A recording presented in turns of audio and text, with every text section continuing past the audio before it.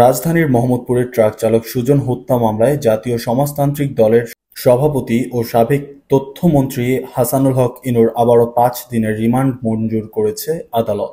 মঙ্গলবার ৩ সেপ্টেম্বর বিকেল ৩টা ৪৫ মিনিটের দিকে ইনুকে আদালতে তোলা হয়। এ সময় মামলার তদন্ত কর্মকর্তা মোহাম্মদপুর থানার পরিদর্শক সবুজ রহমান তাকে এ মামলায় গ্রেফতার দেখানো সহ ১০ দিনের রিমান্ড আবেদন করেন।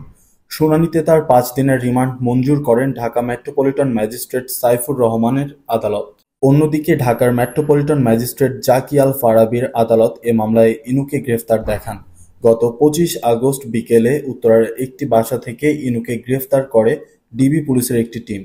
পরদিন রাজধানীর নিউ মার্কেটে ব্যবসায়ী আব্দুল ওয়াদুদ হত্যা মামলায় তার ৭ দিনের রিমান্ড মঞ্জুর করেন আদালত।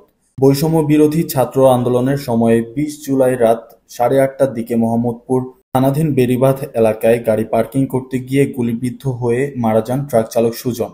এ ঘটনায় তার ভাই রফিকুল ইসলাম একটি হত্যা মামলা দায়ের করেন।